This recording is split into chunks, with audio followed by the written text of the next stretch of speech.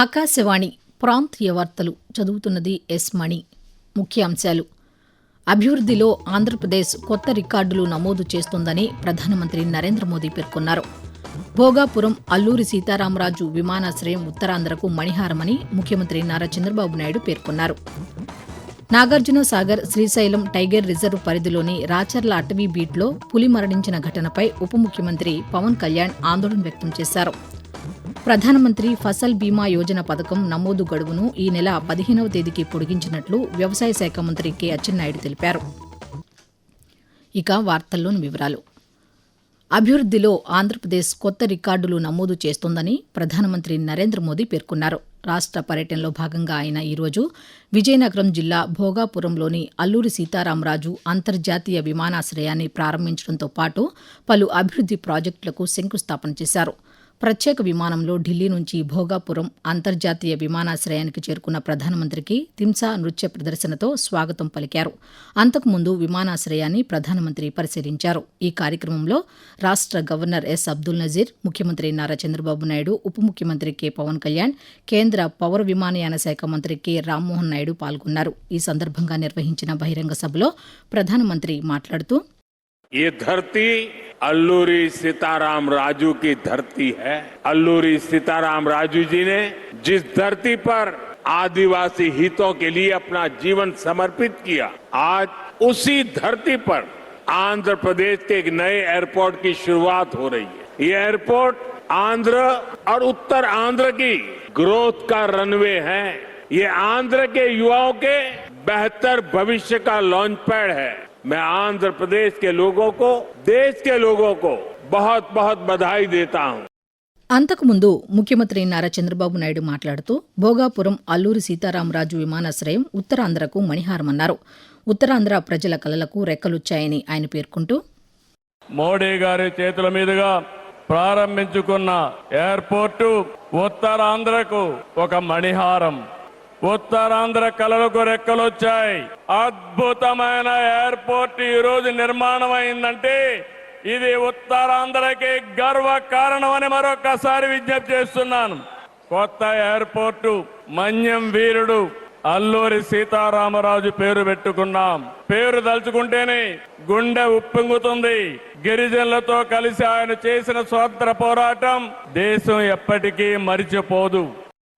Nagarjuna Sagar Srisailam tiger reserve పరిధిలోని Giddalur division Racharla బీటులో పులి మరణించిన ఘటనపై ఉప ముఖ్యమంత్రి పవన్ కళ్యాణ్ ఆందోళన వ్యక్తం చేశారు. ప్రకృతి సమతుల్యతను కాపాడటంలో పులుల పాత్ర అత్యంత కీలకమని, ఒక పులి ప్రాణం కోల్పోవడం ఆందోళన కలిగించే విషయమని ఒక ప్రకటనలో పేర్కొన్నారు. ఈ ఘటన అడవులు, వన్యప్రాణుల సంరక్షణ బాధ్యతను మరోసారి గుర్తు చేస్తుందని చెప్పారు. పులి మరణానికి గల కారణాలను వెలికి తీయటానికి టైగర్ రిజర్వ్ ఫీల్డ్ డైరెక్టర్ను సమగ్ర, పారదర్శక విచారణ నిర్వహించాలని ఆదేశించినట్లు వెల్లడించారు. విజయనగరం జిల్లా భోగాపురంలో అల్లూరి సీతారామరాజు అంతర్జాతీయ విమానాశ్రయం నిర్మాణంతో ప్రపంచం ఉత్తరాంధ్ర వైపు చూస్తోందని కేంద్ర పౌర విమానయాన శాఖ మంత్రి కె రామ్మోహన్ నాయుడు పేర్కొన్నారు. విమానాశ్రయ ప్రారంభోత్సవం సందర్భంగా ఈరోజు నిర్వహించిన బహిరంగ సభలో ఆయన మాట్లాడుతూ, ఎడ్యూసిటీ ద్వారా ప్రపంచంలోని విమాన రంగ సిబ్బందికి ఇక్కడే శిక్షణ ఇస్తారని చెప్పారు.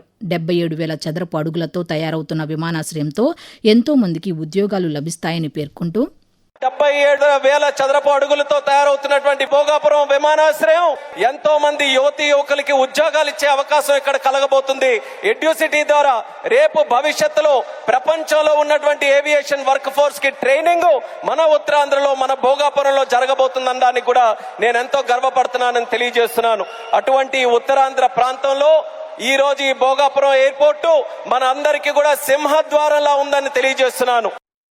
ప్రస్తుత ఖరీఫ్ సీజన్కు సంబంధించి ప్రధానమంత్రి ఫసల్ బీమా యోజన కింద వరి మినహా నోటిఫై చేసిన అన్ని ఖరీఫ్ పంటలకు బీమా నమోదు గడువును ఈ నెల 15వ తేదీ వరకు పొడిగించినట్లు వ్యవసాయ శాఖ మంత్రి కె అచ్చెన్నాయుడు తెలిపారు. వాస్తవానికి ఈ పంటలకు బీమా నమోదు గడువు జులై 31తో ముగియాల్సి ఉండగా రాష్ట్రంలో ఎల్నినో ప్రభావం, వర్షాభావ పరిస్థితులు, రైతులు ఎదుర్కొంటున్న ఇబ్బందులను దృష్టిలో ఉంచుకుని రాష్ట్ర ప్రభుత్వం కేంద్ర వ్యవసాయ శాఖతో పాటు బీమా సంస్థలతో గడువు పొడిగింపునకు చర్చలు జరిపిందని వెల్లడించారు. ఆకాశవాణి ప్రాంతీయ వార్తలు వింటున్నారు. 2047 నాటికి మాదక ద్రవ్య రహిత భారతదేశ నిర్మాణ లక్ష్యంతో ప్రధానమంత్రి నరేంద్ర మోదీ రేపు దేశవ్యాప్తంగా నషా ముక్త్ యువ ఫర్ వికసిత్ భారత్ అభియాన్ను ప్రారంభించనున్నారు. మాదక ద్రవ్యాల వినియోగానికి వ్యతిరేకంగా ప్రజల భాగస్వామ్యంతో మై భారత్ ఆధ్వర్యంలో 100 వారాల పాటు ఈ జాతీయ కార్యక్రమాన్ని నిర్వహించనున్నట్లు కేంద్ర యువజన వ్యవహారాలు, క్రీడల మంత్రిత్వ శాఖ తెలిపింది. మాదక ద్రవ్యాల దుర్వినియోగం వల్ల కలిగే దుష్ప్రభావాల గురించి యువతలో అవగాహన కల్పించడానికి, దేశ నిర్మాణానికి వారు దోహదపడేలా ప్రోత్సహించడానికి మేరా యువ భారత్ దేశవ్యాప్త నషా ముక్త్ యువ ఫర్ వికసిత్ భారత్ ప్రచార కార్యక్రమాన్ని నిర్వహిస్తున్నట్లు మేరా యువ భారత్ రాష్ట్ర డైరెక్టర్ వెంకట్ ఉజ్వల తెలిపారు.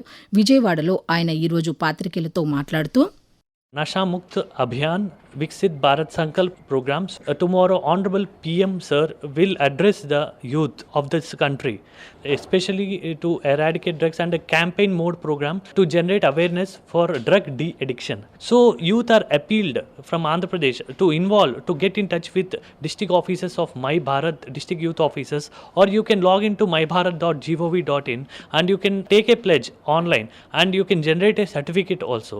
So this is a beautiful platform and an opportunity for every youth to participate in this beautiful program. Uttarandhra జిల్లాలు మినహా రాష్ట్రంలోని అన్ని జిల్లాల్లో పింఛన్ల పంపిణీ ఈరోజు కొనసాగుతోంది. ప్రజాప్రతినిధులు, జిల్లా కలెక్టర్లు, స్వర్ణ గ్రామ, స్వర్ణ వార్డు కార్యాలయాల సిబ్బంది లబ్దిదారులకు ఇళ్లకు వెళ్లి పింఛన్లు పంపిణీ చేస్తున్నారు. పశ్చిమ గోదావరి జిల్లాలో కలెక్టర్ చదలవాడ నాగరాణి పాలకోడేరు మండలం విస్సా కోడేరులో లబ్దిదారులకు పింఛన్లను పంపిణీ చేశారు. అలాగే శ్రీ సత్యసాయి జిల్లా బుక్కపట్నం మండలం జానకంపల్లి గ్రామంలో కలెక్టర్ ఏ శ్యామ్ ప్రసాద్ లబ్దిదారులకు పింఛను నగదును అందజేశారు.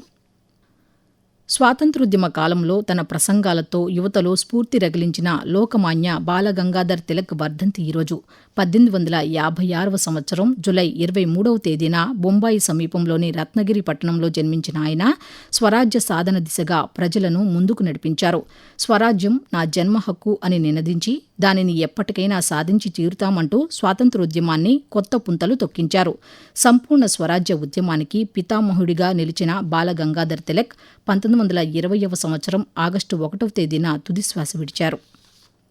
వాతావరణ మార్పుల నేపథ్యంలో బీసీ వసతి గృహాలు, గురుకులాల్లో విద్యార్థుల ఆరోగ్యంపై ప్రత్యేక శ్రద్ధ చూపాలని రాష్ట్ర బీసీ సంక్షేమ శాఖ మంత్రి ఎస్ సవిత అధికారులను ఆదేశించారు.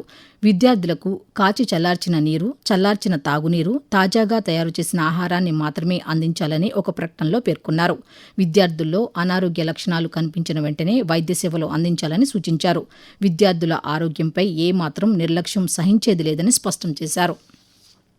అర్హులైన పైప్డ్ న్యాచురల్ గ్యాస్ పీఎన్జీ వినియోగదారులకు దీపం పథకం లబ్దిదారులకు ఇస్తున్న విధంగా రాయితీ ఇవ్వాలని ప్రభుత్వం నిర్ణయించింది. ఈ మేరకు పౌర సరఫరాల శాఖ కార్యదర్శి కె కన్నబాబు ఉత్తర్వులు జారీ చేశారు. ఈ ఉత్తర్వుల్లో పథకం అమలుకు అవసరమైన మార్గదర్శకాలను స్పష్టం చేశారు.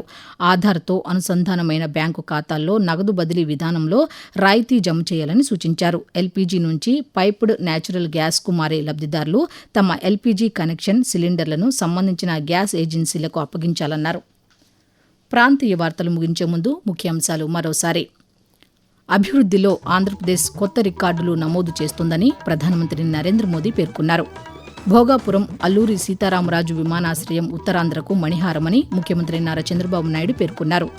నాగార్జున సాగర్, శ్రీశైలం టైగర్ రిజర్వ్ పరిధిలోని రాచర్ల అటవీ బీటులో పులి మరణించిన ఘటనపై ఉప ముఖ్యమంత్రి పవన్ కళ్యాణ్ ఆందోళన వ్యక్తం చేశారు. ప్రధానమంత్రి ఫసల్ బీమా యోజన పథకం నమోదు గడువును ఈ నెల 15వ తేదీకి పొడిగించినట్లు వ్యవసాయ శాఖ మంత్రి కె అచ్చెన్నాయుడు తెలిపారు. ఆకాశవాణి ప్రాంతీయ వార్తలు ఇంతటితో సమాప్తం.